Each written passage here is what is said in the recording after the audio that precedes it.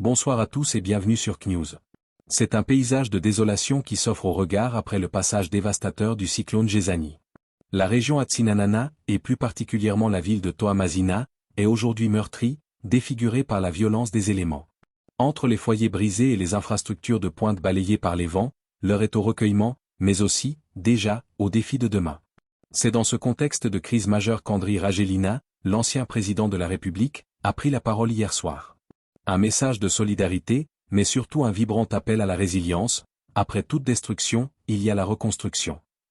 Depuis sa page Facebook, l'ancien chef de l'État a partagé sa compassion pour les familles endeuillées tout en déplorant l'état des grands chantiers de modernisation, comme le projet Miami ou le boulevard Ratsimilao, aujourd'hui sous les décombres. Entre foi et détermination politique, il exhorte ses compatriotes à ne pas céder au découragement. Focus ce soir sur ce cri du cœur et sur l'espoir d'un nouveau lever de soleil pour Madagascar. Reconstruction et résilience, le message d'Andry Rajoelina face aux plaies du cyclone Gézani. Le passage du cyclone Gézani a laissé derrière lui un paysage de désolation dans la région Atsinanana, marquant durablement les esprits et les infrastructures. Face à cette tragédie, l'ancien président Andry Rajoelina a rompu le silence hier soir via sa page Facebook pour adresser un message empreint de solennité, de solidarité et d'une volonté farouche de résilience à l'endroit de la population malgache. Un constat amer, la fureur de Gézani. L'ancien chef de l'État a débuté son allocution en reconnaissant l'ampleur du traumatisme. La ville de Toamasina, poumon économique et cœur battant de la côte, a été particulièrement meurtrie.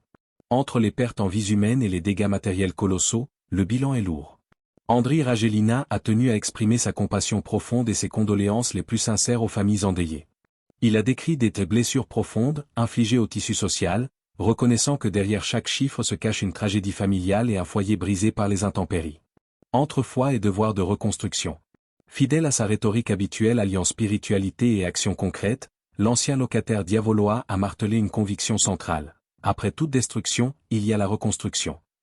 Pour lui, si la douleur est inévitable, l'immobilisme ne doit pas être une option. L'appel au courage, il invite les sinistrés à puiser dans leur foi pour surmonter cette épreuve. La remise à la providence, en invoquant la force divine, il cherche à offrir un rempart moral contre le désespoir qui guette les victimes ayant tout perdu. Le choc face au patrimoine urbain dévasté. Une partie importante de son message a été consacrée à la modernisation de Toamasina, un chantier qui lui tenait particulièrement à cœur.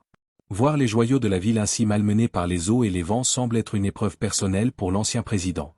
Il a notamment cité le projet Miami, symbole du renouveau touristique et social de la ville. Le boulevard Ratsimilao, axe emblématique de la modernisation urbaine. Les infrastructures sportives et éducatives, piliers de l'avenir de la jeunesse locale. Autant de réalisations destinées à faire de la ville un pôle moderne et porteur d'espoir, aujourd'hui lourdement endommagé, a-t-il regretté avec amertume, soulignant le contraste frappant entre la vision d'avenir qu'il portait et la réalité brute de la catastrophe. Ne baissez pas les bras, un cri de ralliement. Malgré son éloignement physique actuel, Andry Rajoelina a insisté sur sa proximité de cœur avec ses compatriotes. Son message final se veut un moteur pour la suite, un refus catégorique de la résignation. Ne baissez pas les bras, restez debout. En affirmant que le soleil se lèvera à nouveau en chacun, il tente de transformer la détresse actuelle en une énergie de bâtisseur. Ce message de solidarité ne se veut pas seulement une consolation, mais un rappel que l'identité de Toamasina et de la région Atsinanana réside dans sa capacité à renaître de ses cendres, quel que soit l'impact de la tempête.